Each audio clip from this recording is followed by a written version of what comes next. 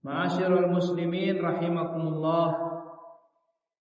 Di hari yang mulia ini, marilah kita sama-sama meningkatkan keimanan dan ketakwaan kita kepada Allah Subhanahu wa taala dengan sebenar-benarnya takwa. Bukan hanya takwa yang diungkapkan dengan lisan kita, hanya sebuah pengakuan, tetapi takwa yang lahir dari keimanan kita yang mendalam dan takwa yang dibuktikan di dalam kehidupan kita sehari-hari, dalam ucapan kita, dalam tindakan kita, dan dalam seluruh aspek kehidupan kita. Hadirin rahimakumullah, pada tanggal 26 Juni, yaitu pada hari ini, dunia memperingati yang disebut dengan Hari Anti Narkotika Internasional. Sebuah momentum untuk mengingatkan umat manusia tentang bahaya besar narkotika yang mengancam masa depan generasi dan peradaban bangsa. Peringatan ini ditetapkan oleh United Nations melalui resolusi Majelis Umum pada tahun 1987 sebagai bentuk komitmen masyarakat internasional untuk memperkuat kerjasama dalam memerangi penyalahgunaan dan peredaran gelap narkotika di seluruh dunia. Sesungguhnya ancaman terbesar terhadap sebuah bangsa tidak selalu datang dari senjata, rudal atau peperangan. Ada ancaman yang lebih berbahaya yang menghancurkan suatu bangsa secara perlahan dari dalam, yaitu rusaknya generasi muda akibat narkoba. Banyak ahli keamanan nasional memandang narkotika sebagai bentuk ancaman non-militer yang mampu melemahkan dan menghancurkan bangsa tanpa peperangan. Hadirin rahimakumullah, salah satu tujuan syariat Islam adalah menjaga akal atau yang disebut dengan hifdzul aqli di dalam ad-daruriyat al-khamsah. 5 prinsip syariat Islam, di antaranya adalah hifdzul aqli, menjaga akal. Karena dengan akal inilah yang membedakan manusia dengan makhluk yang lainnya. Dengan akal inilah manusia bisa membedakan antara yang benar dan yang salah, hak dan batil, antara yang baik dan yang buruk. Oleh karena itu, maka di dalam ajaran Islam diharamkan segala sesuatu yang merusak akal. Di antaranya sebagaimana difirmankan oleh Allah di dalam surat Al-Maidah ayat 90 yang tadi dibacakan.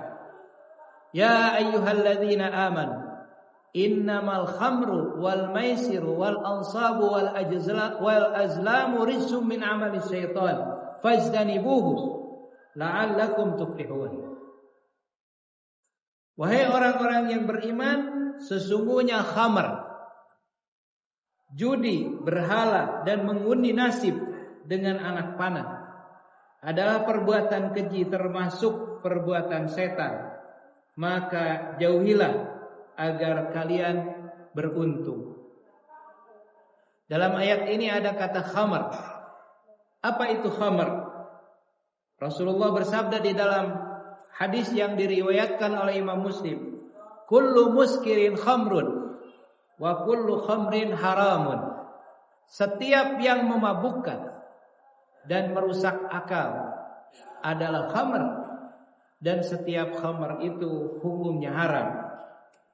Begitu juga di dalam hadis yang lain yang diriwayatkan oleh Imam Abu Dawud, Rasulullah bersabda, "Naha Rasulullah an kulli muskirin wa mufattirin." Artinya Rasulullah melarang segala sesuatu yang memabukkan dan yang melemahkan akal dan kesadaran. Karena itu para ulama sepakat bahwa narkotika dengan seluruh jenisnya apabila disalahgunakan maka hukumnya haram. Begitu juga Majelis Ulama Indonesia telah mengeluarkan fatwa bahwa penyalahgunaan narkotika diharamkan, dikecualikan bagi keperluan-keperluan medis sesuai dengan saran dokter, sesuai dengan saran para ahli maka dibolehkan. Tapi kalau disalahgunakan maka hukumnya haram. Hadirin rahimakumullah, ancaman narkotika di negeri kita bukan ancaman kecil. Data resmi menunjukkan bahwa saat ini jumlah penyalahgunaan narkotika di Indonesia itu diperkirakan mencapai 4 juta orang. 4 juta orang. Yang lebih mengkhawatirkan, kelompok yang paling banyak terpapar adalah usia produktif generasi muda, terutama rentang usia antara 15 hingga 24 tahun, yaitu usia pelajar, mahasiswa dan calon pemimpin bangsa. Kita bayangkan, mungkin saat ini mereka masih duduk di bangku sekolah. Mungkin saat ini mereka sedang kuliah. Mungkin saat ini mereka sedang mempersiapkan diri menjadi dokter, menjadi guru, menjadi ulama, menjadi insinyur, pengusaha, pejabat, pemimpin. Tetapi narkotika datang merampas cita-cita mereka sebelum sempat mereka meraih cita-cita tersebut. Lebih mengkhawatirkan lagi, nilai perputaran uang, bisnis atau transaksi narkotika di Indonesia itu diperkirakan mencapai 500 triliun per tahun. 500 triliun per tahun. Angka ini lebih besar dari anggaran pendapatan daerah. Di beberapa daerah itu di bawah 500 triliun. Hadirin rahimakumullah, sebagian besar pecandu narkotika tidak memulai dengan niat menjadi pecandu. Mereka memulai dengan kalimat, "Saya ingin mencoba sekali. Saya hanya ikut teman. Saya bisa berhenti kapan saja." Namun akhirnya prestasi sekolah hancur, keluarga berantakan, pekerjaan hilang, kesehatan rusak, berurusan dengan hukum, masuk penjara, bahkan tidak sedikit yang kehilangan nyawa akibat overdosis. Narkotika juga menjadi penyebab meningkatnya pencurian, perampokan, kekerasan, kecelakaan lalu lintas, penyakit menular, dan berbagai tindakan kriminal lainnya. Karena ketika seseorang sudah menjadi pecandu, dia akan menghabiskan uangnya untuk membeli barang haram tersebut. Dan ketika tidak punya uang, akan mencari cara untuk mendapatkan uang agar bisa membeli narkotika untuk memuaskan keinginannya. Orang yang sudah menjadi pecandu narkoba sudah masuk dalam perangkap setan. Dia akan menjadi konsumen empuk yang akan dikejar oleh para bandar. Dia akan masuk dalam komunitas yang tidak bisa dipisahkan sesama pecandu. Sangat sulit untuk memutus mata rantai narkoba. Jika direhabilitasi secara medis harus minum obat seumur hidup, karena saraf-saraf otaknya sudah banyak yang rusak akibat pengaruh narkoba. Kadang susah tidur, hatinya galau, ada rasa takut, ada halusinasi dan sejenisnya. Bahkan ketika kondisinya sudah parah, ada orang yang sampai membanting-banting badannya dan kepalanya kalau belum mengkonsumsi obat penenang. Nauzubillahi min dzalik. Hadirin rahimakumullah, coba kita bayangkan 20 atau 30 tahun ke depan, apabila generasi yang hari ini sedang tumbuh dirusak oleh narkotika, siapa yang akan menjadi dokter yang menyelamatkan masyarakat? Siapa yang akan menjadi guru yang mendidik anak-anak kita? Siapa yang akan menjadi ulama yang membimbing umat? Siapa yang akan menjadi pemimpin bangsa ini?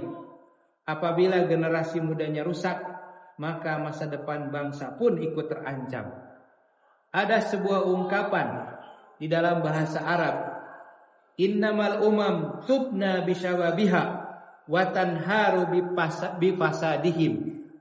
Bangsa itu dibangun oleh pemudanya dan dapat runtuh karena rusaknya pemuda. Begitu juga di dalam sebuah syair yang terkenal dari penyair Ahmad Syauqi.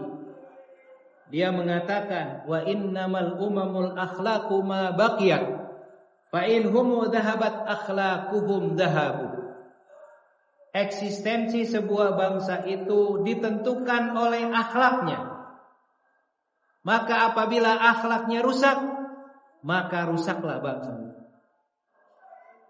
Hadirin rahimakumullah, suatu bangsa dapat bertahan dari kemiskinan, suatu bangsa dapat bangkit dari bencana, suatu bangsa dapat pulih dari krisis ekonomi, tetapi sangat sulit bagi sebuah bangsa untuk bangkit apabila generasi mudanya telah kehilangan akal, moral, dan masa depannya akibat narkotika.